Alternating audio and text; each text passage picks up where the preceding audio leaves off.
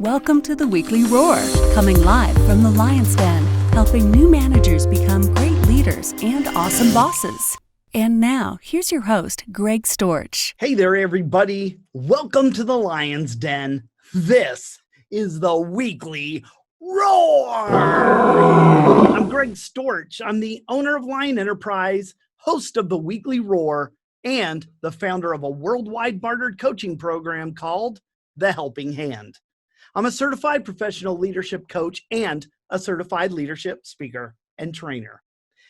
I'm continuing my latest series today called Effective Thinking, Your Pathway to Success. And I'm going to share yet another thinking skill you can work on that will make your thinking more effective. I'm going to tell you all about it in just a second. But first, last week, we came together in the Lion's Den and I spoke about the power of shared thinking that will help you think differently. I explained how we can accomplish more by learning to value the thoughts and ideas of others. In addition to the many benefits of shared thinking, I also shared, no pun intended, okay, it was intended, several things that you can do to start getting better at it. Hopefully, during this series, you're spending some time assessing where you currently are with each of these thinking skills on a scale of 1 to 10.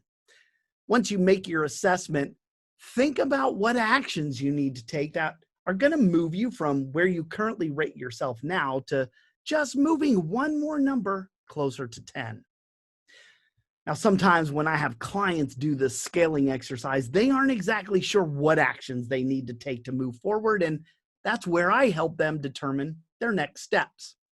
So if you're like they are and aren't sure what actions you might need to take, reach out to me and let's have a chat about how my coaching might help you get unstuck and moving forward again.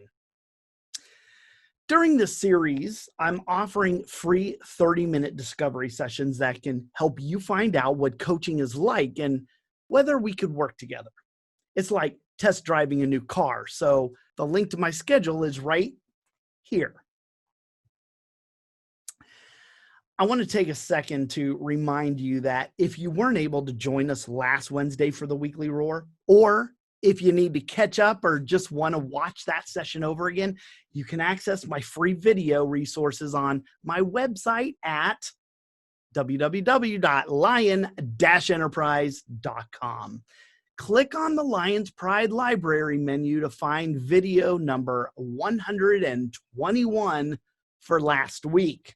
And while you're in the Lion's Pride Library, make sure you look around and stay a while. It's a free resource, and it's a great way for you to get more of the roar.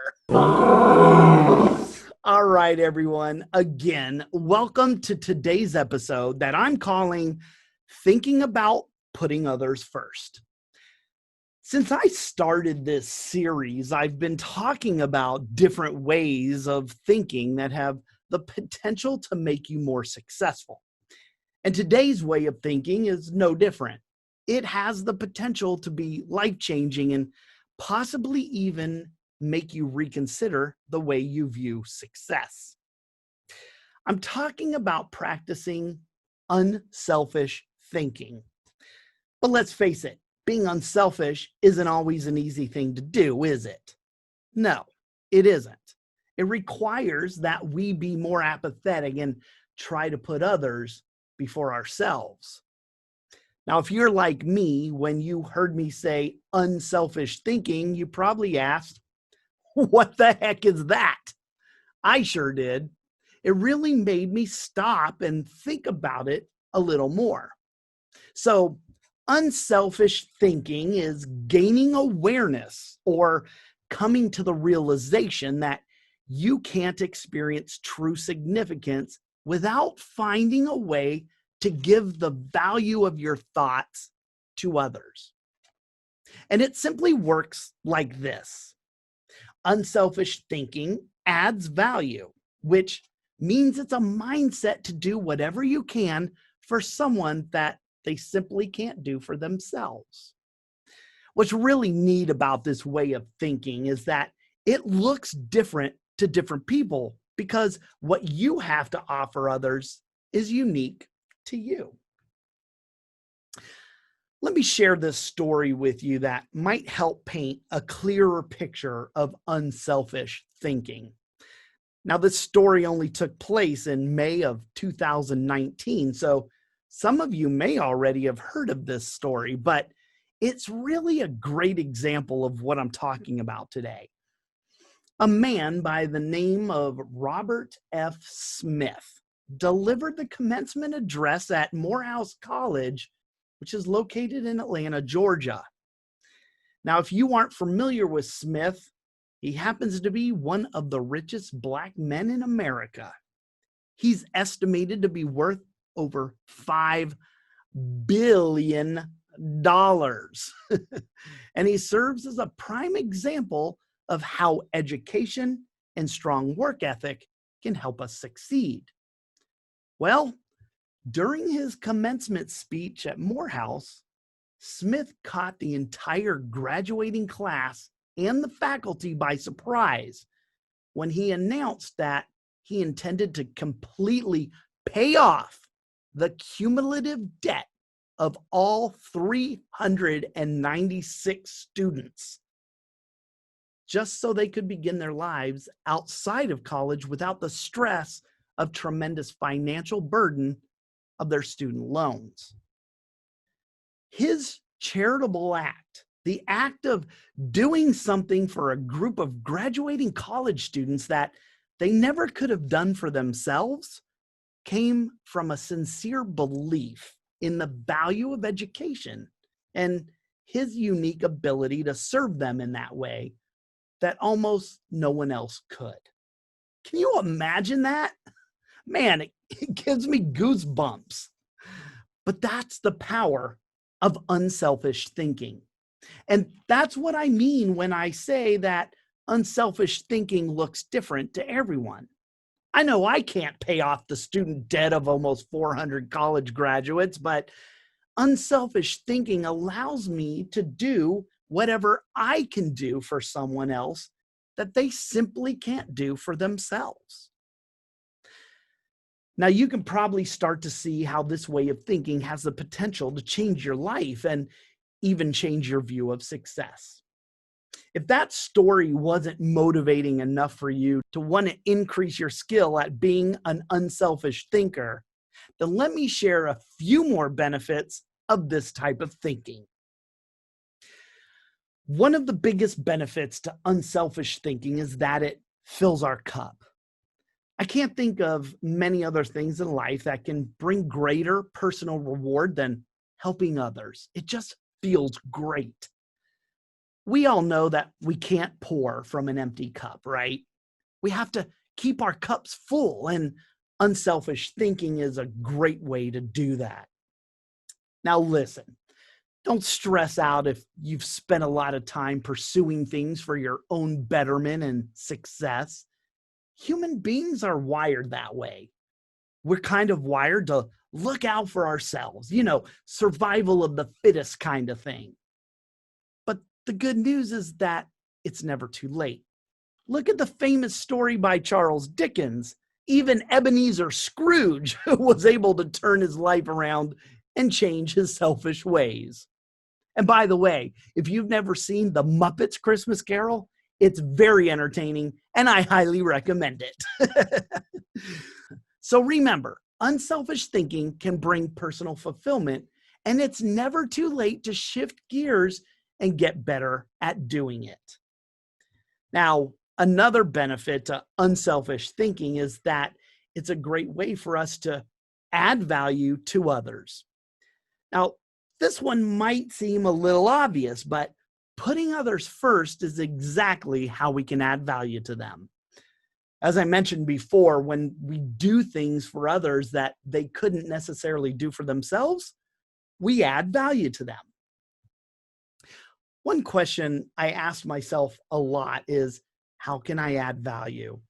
It's a great question that will help you to foster unselfish thinking, because when you focus on adding value to others, you have to put them first.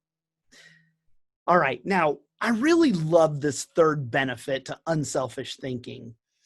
When we engage in this type of thinking, it serves as a catalyst to developing other virtues within ourselves. Now, in chemistry, a catalyst is a substance that increases the rate of a chemical reaction without changing its own chemical makeup.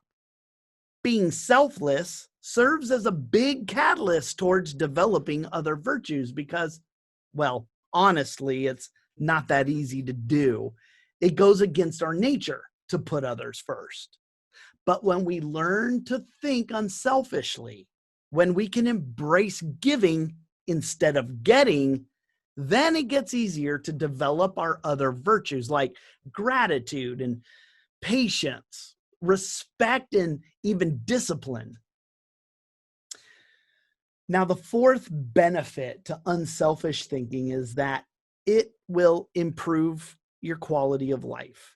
And not only your quality of life, but the quality of life for others. When we put ourselves in a position to do for others, to think of others first, we create this spirit of generosity, and that helps us to gain a deeper appreciation for life. When we're able to find a need and fulfill that need for others, it helps us gain perspective and always increases the quality of life for both the giver and the receiver.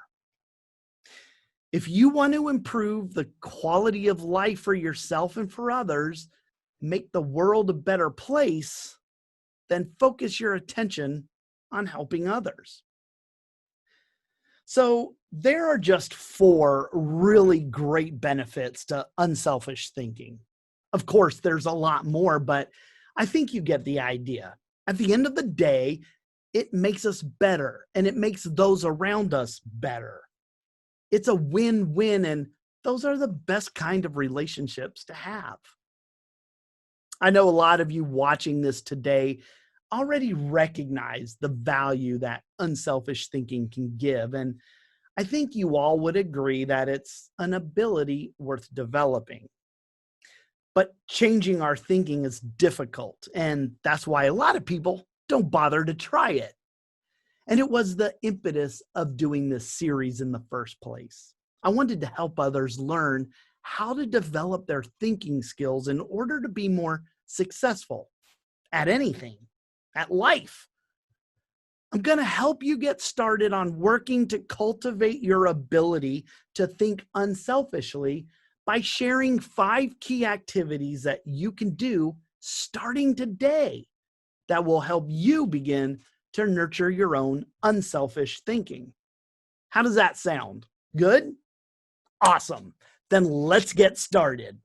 The first thing is going to sound so simplistic to you, but as I mentioned earlier, it often gets overlooked because while it sounds simple, it's very hard for many to actually do.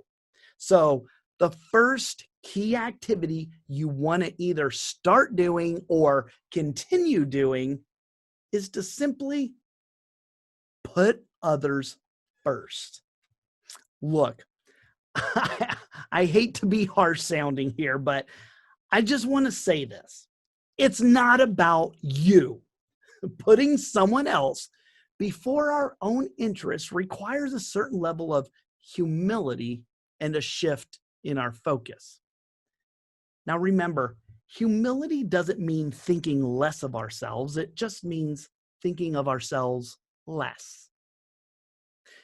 When I was a kid growing up, I used to tell my parents how much I needed a toy or how much I needed that candy bar. They would always ask me, do you need it or do you just want it? It taught me the lesson of wants versus needs. Any one of you who are focused on your finances will understand the value in that lesson as well. It's a great litmus test to avoid unnecessary spending. If you want to be less selfish in the way you think, then I suggest a shift from thinking about what you want and focus on what others need. In order for you to get better at putting others first, it's going to require a commitment to focus on the interest of others first. And admittedly, I need to work on this just as much as anyone else.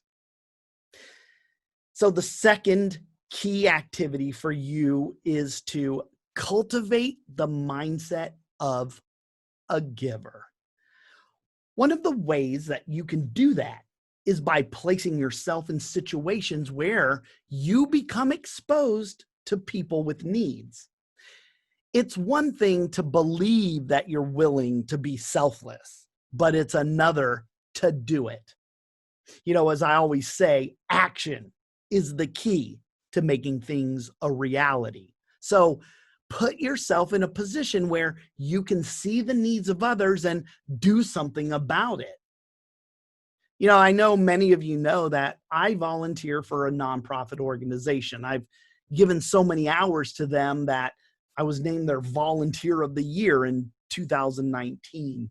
Now, this organization where I volunteer supports the military community and their family members by connecting them to home and country throughout their service.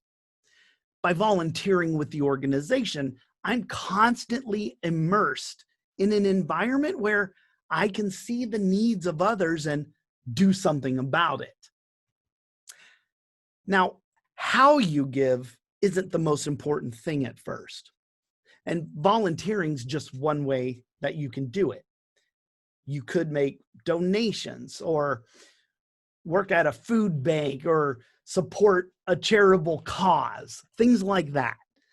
The intent behind the activity is for you to learn how to give of yourself and cultivate the habits of a giver. Okay? All right.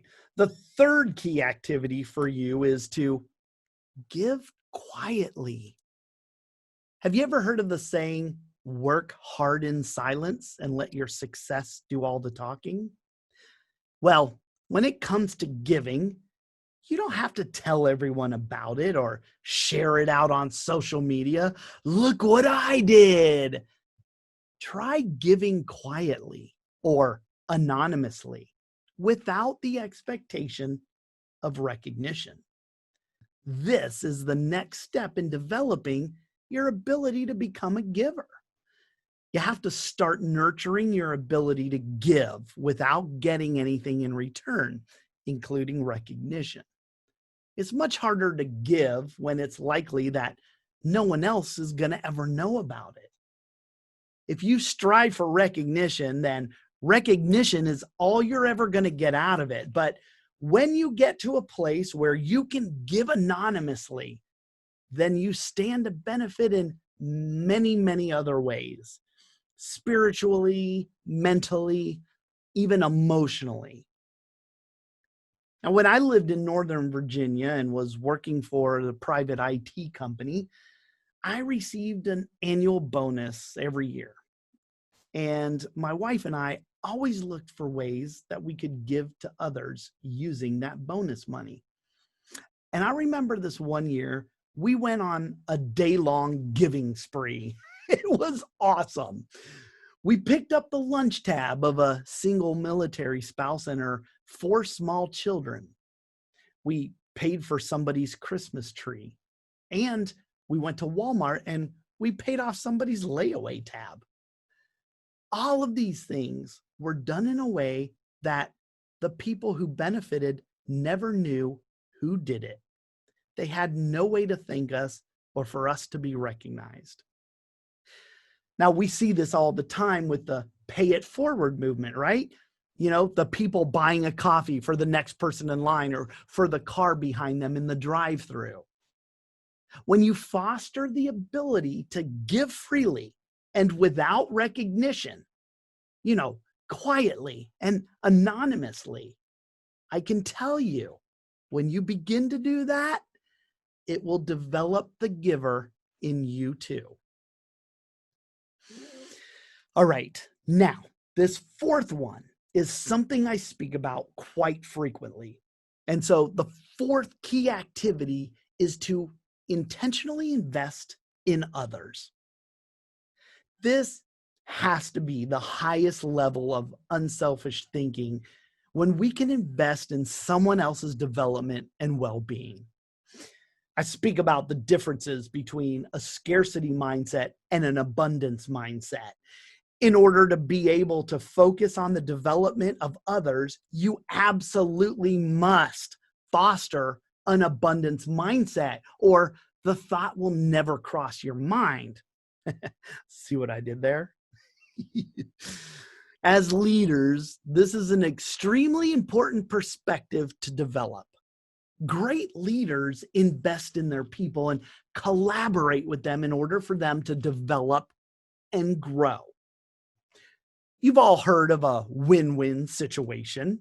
Well, that's the type of relationship that you should be striving for. And you can do that by thinking about how you can invest in someone else so that it becomes a win-win situation. See, selfish thinkers look to win for themselves first. It's the unselfish thinker who can go into a relationship and make sure that the other person wins first. And that's what makes the difference. When we believe that there's plenty to go around for everyone, when we foster that abundance mindset, it makes this action step so much easier to do because we aren't controlled by the fear that we may lose out on something if we let someone else win first. Okay, here is the fifth and final key activity for you to do. And I call it, you better check yourself before you wreck yourself. What that means is that we constantly have to check our motives to make sure our generosity isn't disguised as something else, like our own ambitions. A constant pulse check on why you're doing something for others will help you to stop sliding backwards towards selfishness. You know, I've heard stories told about how Ben Franklin was known to ask himself 2 questions each day. When he woke up, he'd ask himself, what good am I going to do today? And then before retiring for the night, he would ask then, what good have I done today? You know, answering those 2 questions for yourself with selflessness and integrity are sure to help keep you on track to continually check your motives. All right, so those are the 5 key activities that are all designed to help you begin to nurture your own unselfish thinking. Here they are again. First, put others first. Second, cultivate the mindset of a giver. Third, give quietly. Fourth, intentionally invest in others. And then fifth, check yourself before you wreck yourself. All right, everyone. Today I shared a few benefits of unselfish thinking, and I just shared 5 key activities that you can do in order to nurture your own unselfish thinking. Now, before I wrap up today, I want to share this quote with you that comes from Albert Schweitzer that says, at times our own light goes out and is rekindled by a spark from another person. Each of us has a cause to think with deep gratitude of those who have lighted the flame within us. This is exactly what can happen when we develop the ability to think unselfishly. All right, everyone, there you have it. That is the 10th skill you can assess to improve and become a more effective thinker. Okay, so for your assessment, whether or not you're fostering unselfish thinking or not, ask yourself this one simple question. Do I consistently consider others and their journey in order to think with maximum collaboration? Go ahead and do your assessment on this one and see where you rate yourself on a scale of 1 to 10. Then ask yourself, what action do I need to take just to move one number closer to 10 from where I am right now? All right, great. So next week, I'm going to be back to share the last thinking skill you can use to help you become more successful. That's right. My thinking series is coming to an end next week. I'm going to share some insights on how to determine the primary measure of success. What exactly is the bottom line? Well, it depends.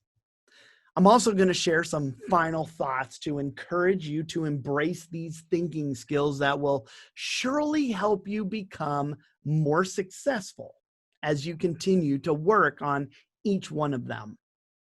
Now, if you want to hear more about how you can rely on bottom line thinking, then just come on back to the Lion's Den and tune into the Weekly Roar next Wednesday at 11 a.m. Eastern Time. All right. Thanks everybody for supporting me and watching the Weekly Roar today. I appreciate you so much. Loving all these comments over here. Love the dialogue, and I love that you're participating. So thank you for sharing your thoughts with me today.